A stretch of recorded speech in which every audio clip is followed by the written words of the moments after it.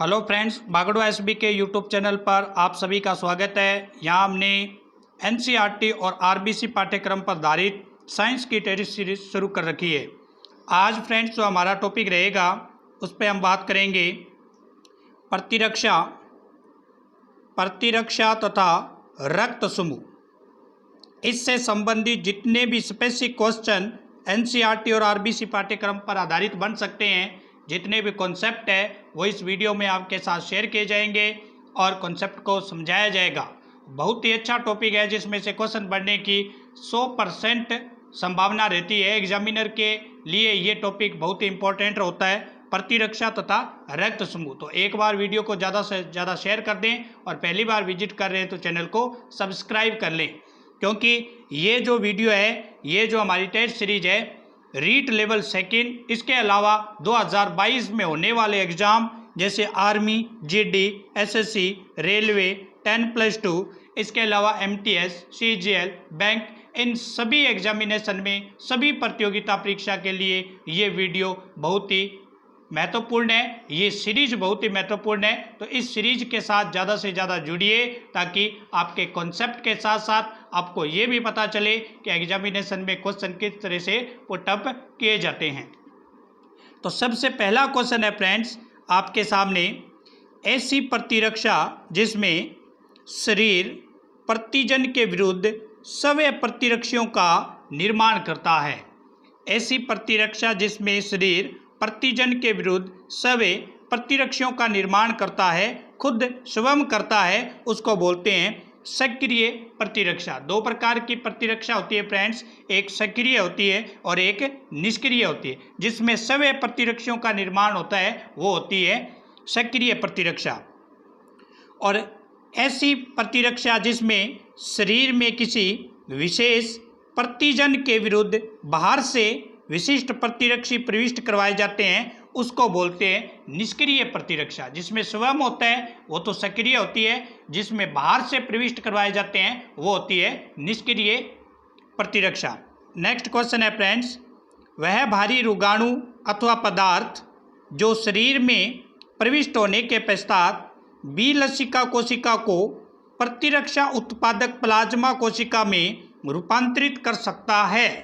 दोबारा से सुनिए, क्वेश्चन इंपॉर्टेंट है। वह बाहरी रोगाणु अथवा पदार्थ जो शरीर में प्रविष्ट होने के पश्चात बी लसिका कोशिका को प्रतिरक्षा उत्पादक प्लाज्मा कोशिका में रूपांतरित कर सकता है, उसको बोलते हैं फ्रेंड्स प्रतिजन।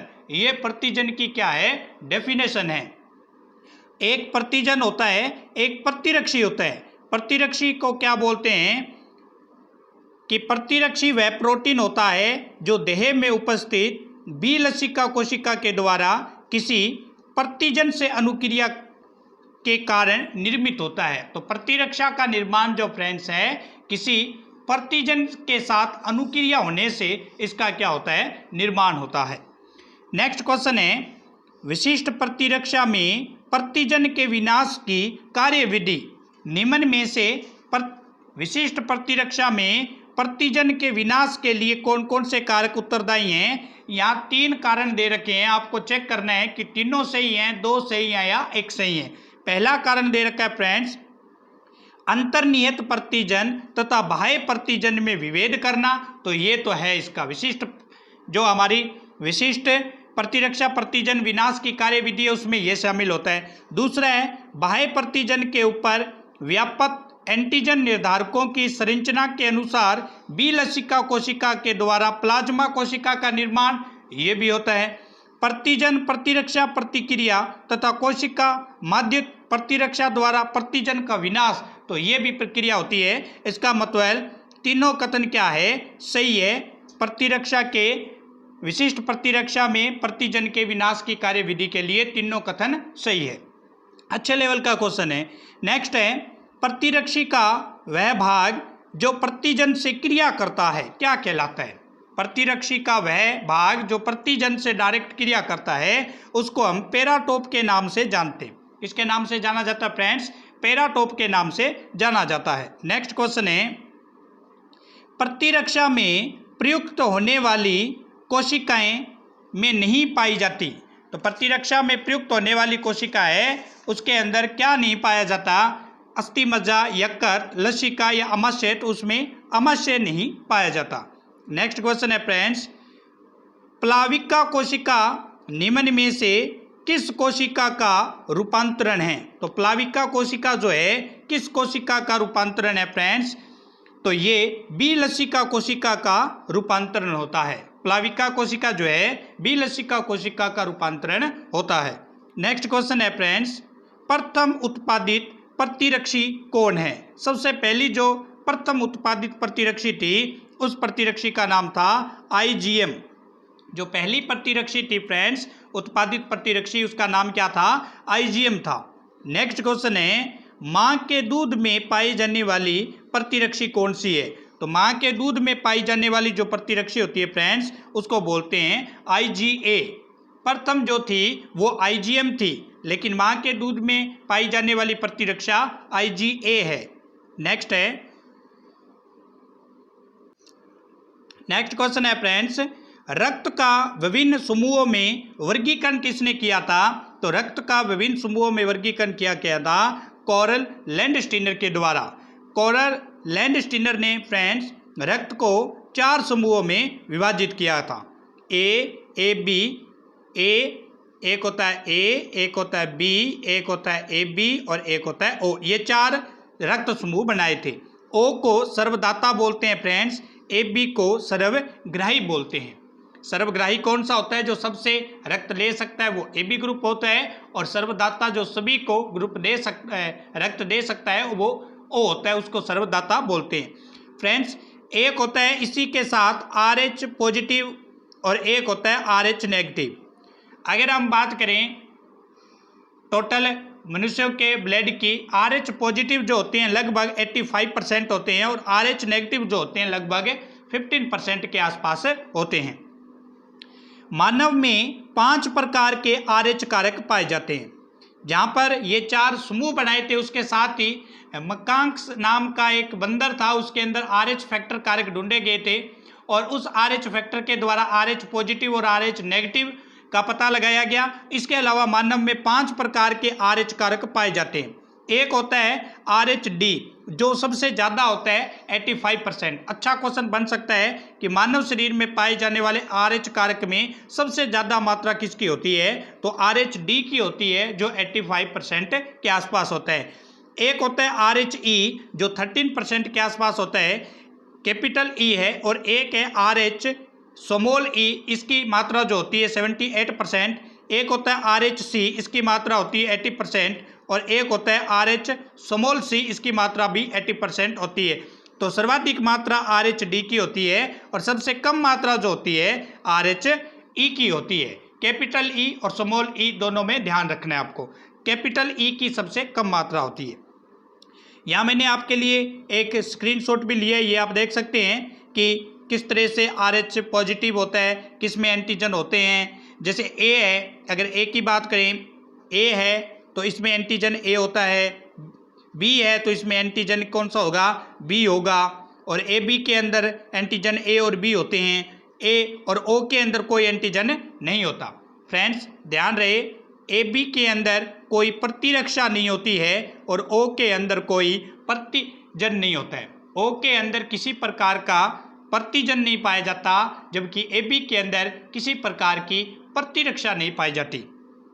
नेक्स्ट क्वेश्चन है स्क्रीन पे, ये आप वीडियो को पॉज करके अच्छी तरह से इसको पढ़ सकते हैं। जो मैंने बात बताई है वो स्क्रीनशॉट आपको दिखाया गया है। उसके बाद नेक्स्ट क्वेश्चन है कि यदि RH धनात्मक व्यक्ति का रक्त RH ऋणात्मक व्यक्ति के शरीर में स्थानांतरित किया जाए तो ग्राही में RH कारक के विरुद्ध प्रतिरक्षा उत्पन्न होगी। अच्छे लेवल का क्वेश्चन है फ्रेंड्स, क्वेश्चन को पॉज करके अच्छी तरह से पढ़िए। क्वेश्चन पूछा हुआ है RS के अंदर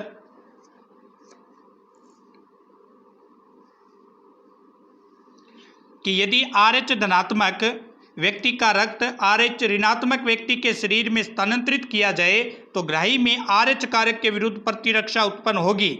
तो यहाँ जो प्रतिरक्षा उत्पन्न होगी फ्रेंड्स IG कैपिटल G, ये प्रतिरक्षा उत्पन्न होगी। ये प्रतिरक्षा RH धारी लाल रक्त कोशिकाओं को रुधिर समूहन की विधि के द्वारा नष्ट भी कर सकती है। ये जो प्रतिरक्षा IG प्राप्त होगी, ये प्रतिरक्षा RH धारी जो लाल रक्त RBC कोशिकाएं होती है उनको रुधिर समूहन की विधि के द्वारा क्या कर सकती है, नष्ट भी कर सकती है। नेक्स्ट क्वेश्चन है, गर्भावस्था के दौरान यदि माँ का RH ऋणात्मक तथा गर्भस्थ शिशु RH धनात्मक हो तो प्रथम प्रसव की स्थिति क्या होगी। यदि फ्रेंड्स माँ का जो रक्त समूह है वो RH नेगेटिव है और शिशु जो है RH पॉजिटिव है, ऐसी कंडीशन के अंदर प्रथम प्रसव की जो स्थिति रहेगी वो सामान्य रहेगी। यदि RH नेगेटिव माँ होती है, RH पॉजिटिव शिशु होता है, द्वितीय बार भी ऐसी कंडीशन आ जाती है तो उसके लिए ये जटिल स्थिति बन सकती है। या तो गर्भावस्था में शिशु की मृत्यु हो जाती है और अगर शिशु का जन्म भी हो जाता है तो वो कुछ टाइम के बाद उसकी मृत्यु लगभग 90% निश्चित होती है। तो ये रुधिर क्यों होता है ऐसा, प्रथम प्रसव की स्थिति सामान्य रहती है लेकिन द्वितीय प्रसव के दौरान ऐसी स्थिति उत्पन्न हो जाती है। क्या कारण है, तो कारण होता है रुधिर समूहन विधि के द्वारा ये प्रतिरक्षी लाल रक्त कोशिकाओं को नष्ट कर रुधिर लीनता उत्पन्न कर देती है। लाल RBC को ये क्या कर देती है, नष्ट कर देती है। इस कारण माता के गर्भ में शिशु की मृत्यु तक हो जाती है। यदि शिशु जीवित रहता है तो हेपेटाइटिस से ग्रसित होता है और इस रोग को गर्भ रोगाणुकारकता के नाम से भी जानते हैं। ये जो रोग होता है जिसमें द्वितीय शिशु उत्पन्न होता है तो उसे हेपेटाइटिस रोग हो जाता है और उसमें लाल रक्त कणिकाएं लगभग उसको रुधिर समूहन की विधि के द्वारा नष्ट हो जाती है, जिसको हम रक्ताणुकारकता के नाम से भी जानते हैं। नेक्स्ट क्वेश्चन है फ्रेंड्स, सर्वप्रथम रक्तदान 15 जून 1667 ईस्वी को फ्रांस के किस चिकित्सक के द्वारा किया गया था, तो जैन बैप्टिस्ट डेनियस के द्वारा ये किया गया था। सर्वप्रथम रक्तदान जो है 15 जून 1667 ईस्वी को फ्रांस के किस चिकित्सक के द्वारा किया गया था, तो जीन बैप्टिस्ट डेनियस के द्वारा ये किया गया था। नेक्स्ट क्वेश्चन है, रक्तदान की आवश्यकता क्यों होती है, तो चोट लगने व आयनिक रक्तस्राव होने पर, शल्य क्रिया के दौरान, रक्त में बिंबाणु अल्पता की स्थिति उत्पन्न हो जाती है, हीमोफीलिया के रोगियों के लिए, इन सभी के लिए रक्तदान की क्या होती है, आवश्यकता होती है फ्रेंड्स। नेक्स्ट क्वेश्चन है, ऐसे आदान जिसमें अन्य व्यक्तियों के संग्रहित रक्त का उपयोग किया जाता है। अन्य जो व्यक्ति होते हैं इनके संग्रहित रक्त का उपयोग किसमें करते हैं, समजात आदान में करते हैं। दो प्रकार के आदान होते हैं, एक समजात आदान होते हैं और एक सजीवी आदान होते हैं। तो ऐसे आदान जिसमें अन्य व्यक्तियों के संग्रहित रक्त का उपयोग करता है उसको समजात आदान बोलते हैं। माना कि एक शिशु, अच्छे लेवल का क्वेश्चन है, कई बार रिपीट हो चुका है, बढ़िया एग्जामिनेशन में ये क्वेश्चन रिपीट होता है। माना कि एक शिशु जिस पर दो दंपति अधिकार जता रही है, एक का रुधिर वर्ग बी है, एक दंपति में पुरुष का, अब देखो क्वेश्चन क्या कहता है कि माना कि एक शिशु जिस पर दो दंपति अधिकार जता रही है और उस शिशु का जो रुधिर वर्ग है वो बी है। पहली दंपति है उसमें पुरुष का रुधिर वर्ग ओ है और स्त्री का रुधिर वर्ग ए बी है। दूसरी जो दंपति है उसमें पुरुष का रुधिर वर्ग ए है और स्त्री का रुधिर वर्ग बी है। तो आपको बताना है कि वो शिशु किस दंपति का है, पहली का या द्वितीय का, जिसका रुधिर वर्ग ओ है। तो फ्रेंड्स ये जो शिशु है वो प्रथम दंपति का है। अब आप सोच रहे होंगे प्रथम का कैसे है, तो इसका देखते हैं आप डायग्राम। तो यहाँ प्रथम दंपति दे रखी है, प्रथम दंपति जो है पुरुष है और स्त्री। यहाँ देखेंगे जब पुरुष का वर्ग ओ है तो यहाँ इसको आई से डिनोट करेंगे। स्त्री का क्या है, स्त्री का जो रुधिर वर्ग था वो ए बी था, तो आई ए और आई बी से इसको डिनोट किया जा सकता है। जब फ्रेंड्स ये क्या है, इनको बोलते हैं जनक, इनको बोलते हैं जनक, और जनकों में संकरण की प्रक्रिया होती है। तो इसको दो भागों में बांट के ये आई आ गया, इधर भी आई, और इसका आई ए और इसका आई ए। यहाँ आप देखेंगे जब इसका संकरण की प्रक्रिया करवाएंगे तो आपके सामने ये चार बन के सामने आएंगे। कैसे कैसे, आई ए, आई बी, आई ए, आई बी। आई ए का मतलब ए ग्रुप है, आई बी का मतलब बी ग्रुप है, आई ए का फिर ए है और आई फिर बी है। मतलब ए ग्रुप बन रहा है, बी ग्रुप बन रहा है, ए बी ये बन रहा है। तो यहाँ अब द्वितीय दंपति देखते हैं। द्वितीय दंपति में पुरुष जो है फ्रेंड्स वो ए का है तो आई ए लिखेंगे, और स्त्री जो है वो बी ग्रुप की है तो आई लिखेंगे। यस, इसके बीच में जब आप संकलन कराओगे तो आपके सामने ग्रुप कौन सा बना, आपके सामने ग्रुप बना ए बी ए। जब किसी शिशु जो है वो बी रुधिर वर्ग का है और इसमें कोई बी रुधिर वर्ग है ही नहीं, तो जब संकलन प्रक्रिया करवाई तो हमें डेफिनेटली ये पता चल गया कि वो प्रथम दंपति का ही शिशु है। अच्छे लेवल का क्वेश्चन है फ्रेंड्स। नेक्स्ट क्वेश्चन है कि भारत में अंगदान दिवस कब मनाया जाता है? तो प्रत्येक 13 अगस्त को अंगदान दिवस मनाया जाता है। नेक्स्ट क्वेश्चन है कि भारत में अंगदान करने वाले व्यक्तियों की संख्या कितनी है? तो अंगदान करने वाले व्यक्तियों की संख्या मात्र कितनी है भारत के अंदर? 8 व्यक्ति हैं। जो पीछे की रिपोर्ट जो आई थी उसके अकॉर्डिंग टू 8 व्यक्ति ऐसे हैं जो भारत में अंगदान करने के लिए तैयार हैं, बाकी कोई भी अंगदान करने के लिए तैयार नहीं है। तो ये आज हमने टॉप 15 क्वेश्चन देखे हैं जो प्रतिरक्षा और रक्त समूह से संबंधित है। जितने भी कंसेप्टुअल थे वो मैंने आपके स्क्रीनशॉट दिखाए और समझाने की कोशिश की। फिर भी अगर किसी प्रकार का कोई डाउट हो तो कमेंट में अपना क्वेश्चन है वो टाइप कीजिए, आपको तुरंत रिप्लाई मिल जाएगा। तो thanks for watching my video. Channel को ज़्यादा से ज़्यादा सब्सक्राइब कर लें और अन्य फ्रेंड के साथ शेयर करें, और अन्य मित्र और अपने दोस्तों को, अपने रिश्तेदारों को, फैमिली मेम्बर्स को इस टेस्ट सीरीज से जोड़ने के लिए उनको सुझाव दें कि बहुत ही अच्छी एनसीईआरटी आरबीसी पाठ्यक्रम पर आधारित बागड़ू एसबी के यूट्यूब चैनल पर यह टेस्ट सीरीज जारी है, जिसमें लगभग 15 वीडियो के आसपास आ चुके हैं। और जितने भी साइंस के कॉन्सेप्चुअल जितने भी टॉपिक्स हैं आपके, चाहे किसी भी एग्जाम के लिए कोई भी प्रतियोगिता परीक्षा की तैयारी कर रहे हैं, सभी में साइंस कॉमन होती है, सामान्य साइंस आती है, और उस सामान्य साइंस से संबंधित जितने भी कॉन्सेप्ट क्वेश्चन बनते हैं वो आपको आपके साथ शेयर करेंगे। तो ज़्यादा से ज़्यादा वीडियो को शेयर करें और चैनल के साथ जुड़ने की कोशिश करें। Thank you. कल मिलेंगे न्यू वीडियो के साथ।